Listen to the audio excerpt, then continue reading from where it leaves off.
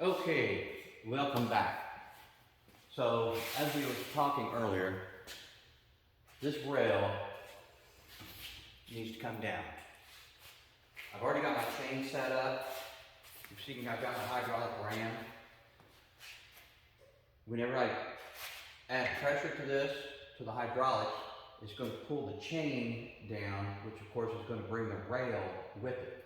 Now I don't want this rail to move, so I've got my jack stand right here to keep it steady. I do not want it to go down. It's going to have a little reflection, but it's not going to go past the point of plasticity.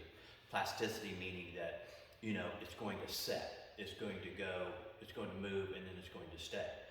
This rail with this jack stand right here will only move to the point of elasticity, where it will move, but then it'll spring back to its original shape. This, however, we don't have the jack stand right here. We want this frame rail to come down.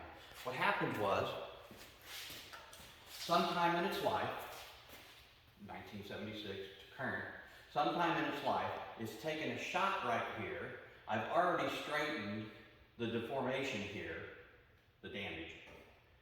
But what happened was, whenever this hit, the energy transferred through here and then set right here. Right about where the rocker panel would be, where you would want to step into this vehicle. And the reason why it did that is because, you know, the body is here, the bedside, and it gave it some rigidity to keep this right. But right about here in the door jamb area was where it would give. Which, if we do not address this, when we go to build this body of this Bronco, we might have trouble getting a nice parallel gap right here. Because this is up too high, which would pinch the gap up here at the top of the door to the bedside. So, as I did in an earlier video, one of the things that determined this, and one of the things that's going to help us gauge where it needs to go, is we took the top of this level and we compared it to the bottom side of the second level. And when we would look across here, keeping both eyes open, when we would reference this edge to the bottom of this edge, the gap here closed up before that side closed up. So imagine, when we pull this frame rail down, it's going to take this level down. This level is not going to move that much because we're not going to move the frame that much. It's going to look like it when we pull this because this is very springy. It's got a lot of spring to it. But we got to understand elasticity versus plasticity. Okay? Elasticity is the ability for something to move and it springs back into its original shape. Plasticity is whenever it moves and you hit that yield point and it goes into plasticity, where whenever you release the energy against it, it doesn't go back all the way. And that's what we have to do.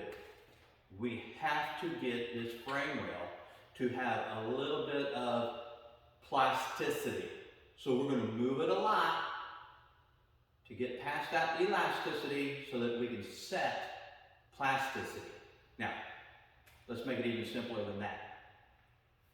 We're going to take this frame rail down to the point where we make a significant difference whenever we let the pressure off. But it's all about elasticity, the ability to move and come back to its original shape, versus plasticity, where we move past the point of elasticity and it goes into plasticity.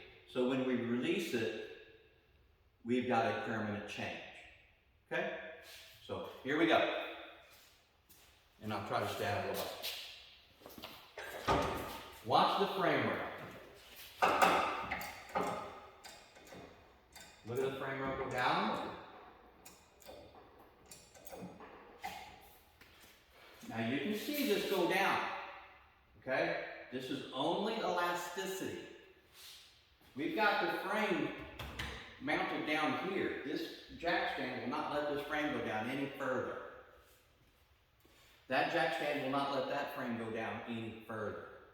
So now we are just about past the point of elasticity because we've got pressure against that and we've got pressure against this. Now we're going to start making a difference.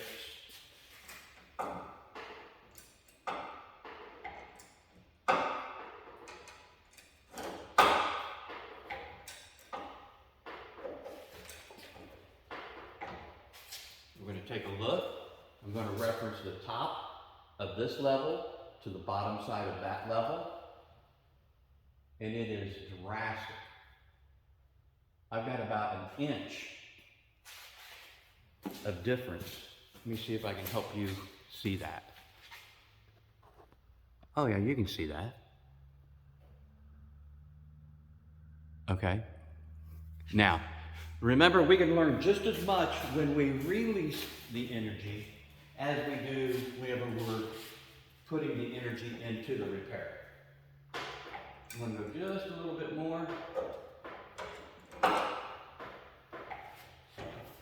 Okay, I'm going to release this very slowly and watch the reaction of the frame. It's like that movie Christine, where it repaired itself.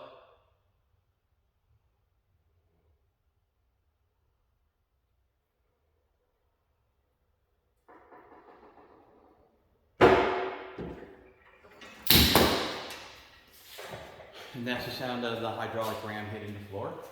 Now, I'm going to take a look. Hope you're not seeing the back of my head.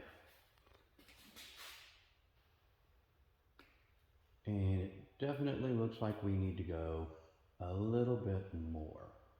So I'm going to set this up and tune back in and we'll move it a little bit more.